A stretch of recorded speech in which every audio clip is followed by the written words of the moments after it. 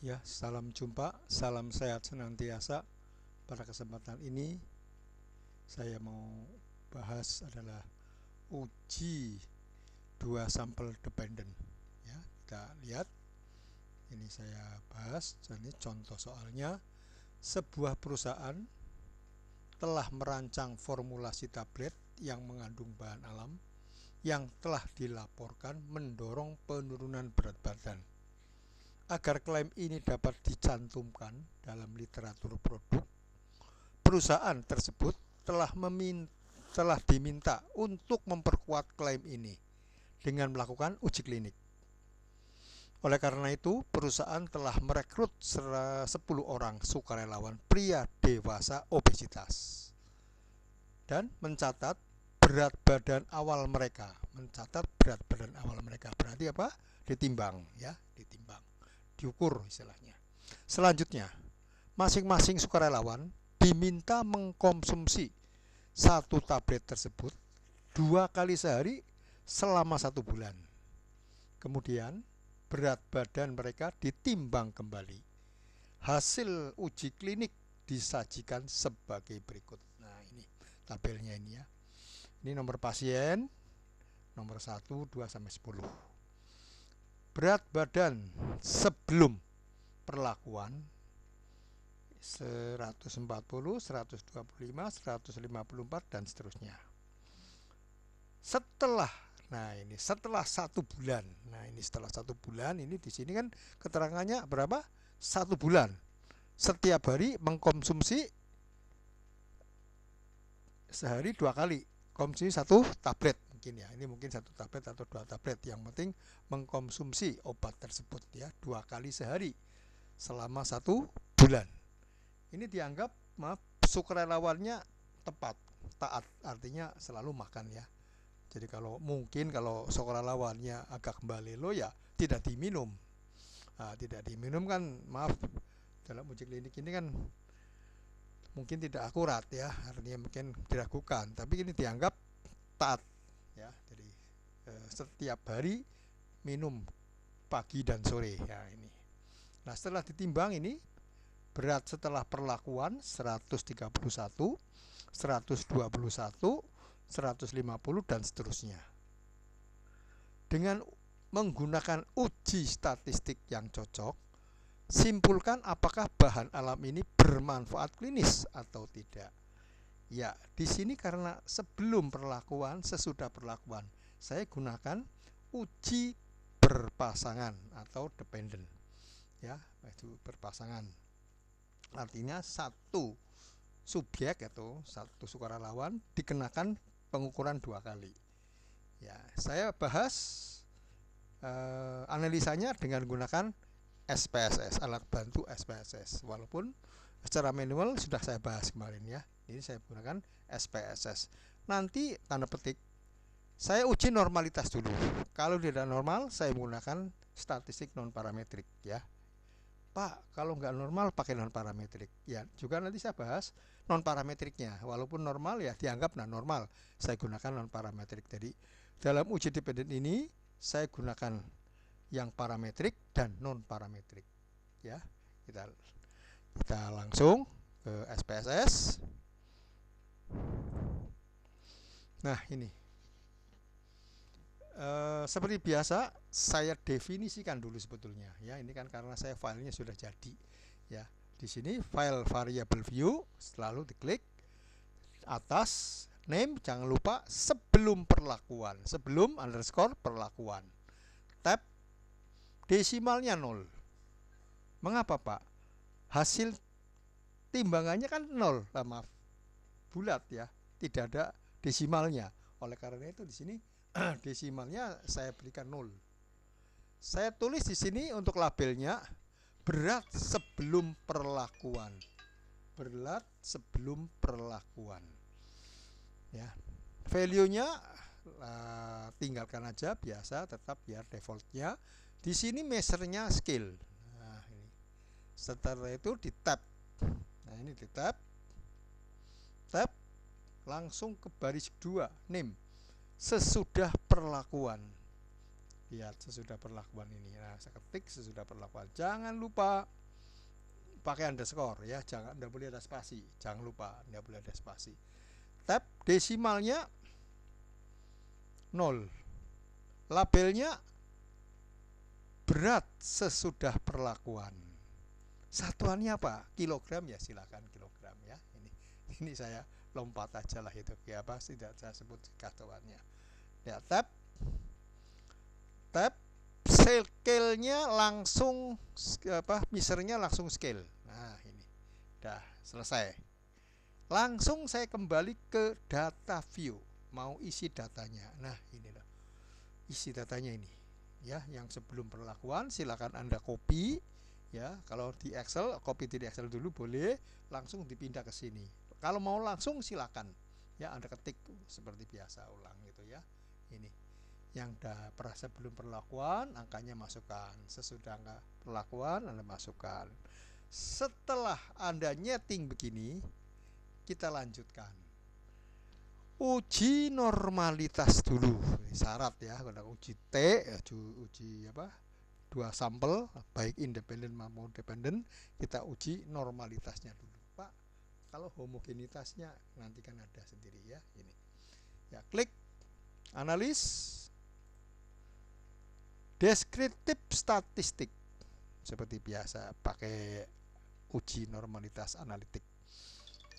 Langsung ke dependensi semua, berat sebelum sama berat sesudah, masukkan ke dependensi semua. Nah, ini silakan Anda cari pencilan ada enggak. Nah, ini boleh outlier ya, alfanya 5%, maka interval kepercayaannya 95% ya. Ini continue.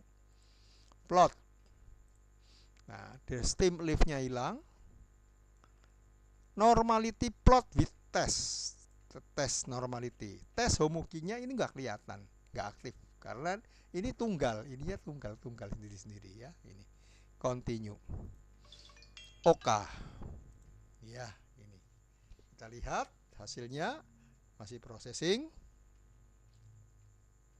Nah, ini lihat case processingnya, Explorer case processingnya, dilihat case processingnya. Nah, ini berat sebelum perlakuan 10, yaitu valid 10 valid, missing 0, total 10.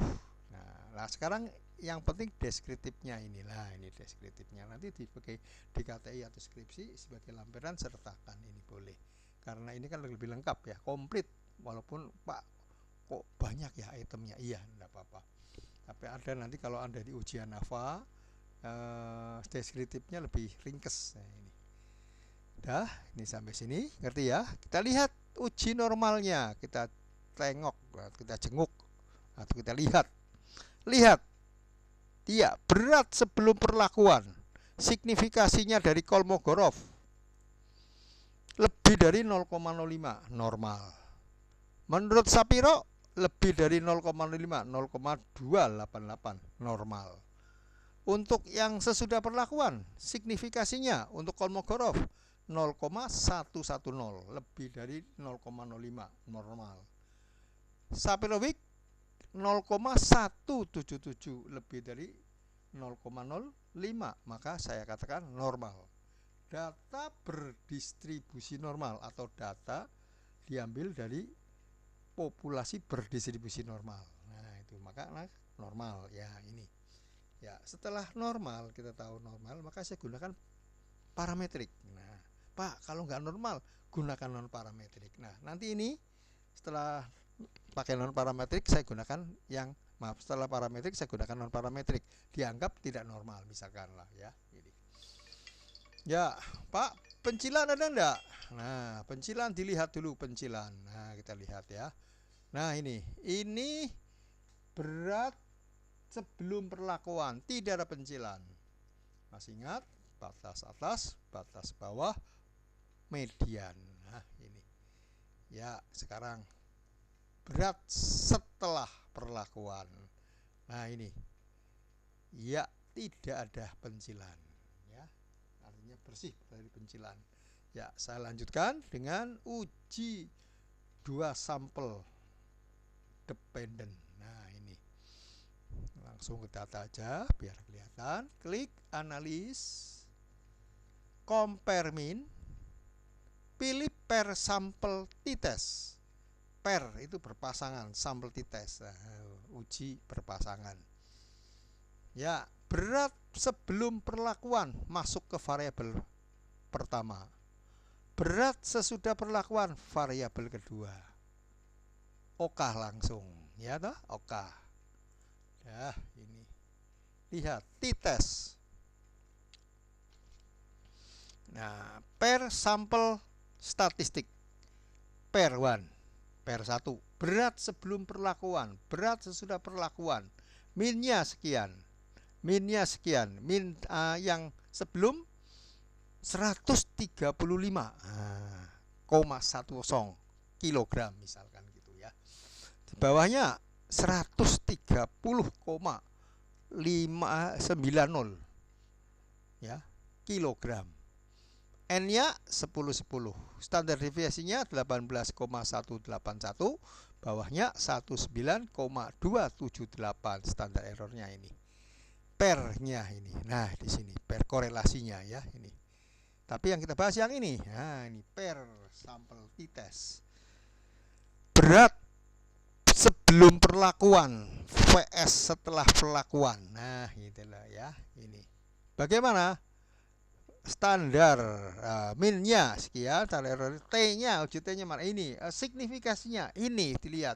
Karena kita uji pakai SPSS, maka melihatnya adalah signifikasi. Jangan T hitungnya. Ya ini T hitungnya ini. Kalau Anda bukan T hitung ini. Ya, ini. Tapi ini signifikasinya berapa? 0,02.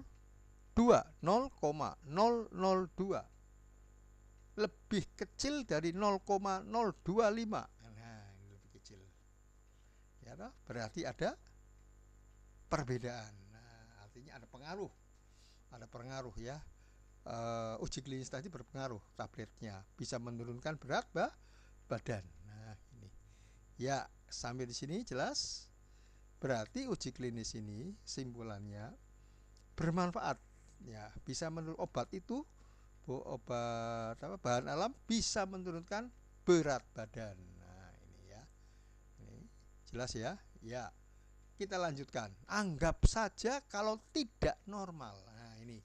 Tadi kan normal, maka saya gunakan parametrik ya, statistik parametrik. Sekarang kalau dianggap tidak normal, maka saya menggunakan statistik non parametrik ya. Dalam hal ini adalah uji Wilcoxon. Nah, ini Wilcoxon. Ya, mengapa? Di sini kan datanya kan rasio atau interval paling tidak. Ya, maka saya gunakan Wilcoxon. Nah, kita lihat. Kita gunakan Wilcoxon. Klik analis, ya ini ya, non parametrik, legasi dialog, pilih yang related, dua related sample test, related itu berhubungan ya, itu loh, perpasangan itu istilahnya boleh, ya ini klik. Nah, seperti tadi tuh tampilannya berat sebelum perlakuan masuk. Setelah itu berat sesudah perlakuan masuk. Di sini kelihatan test type-nya, defaultnya adalah Wilcoxon.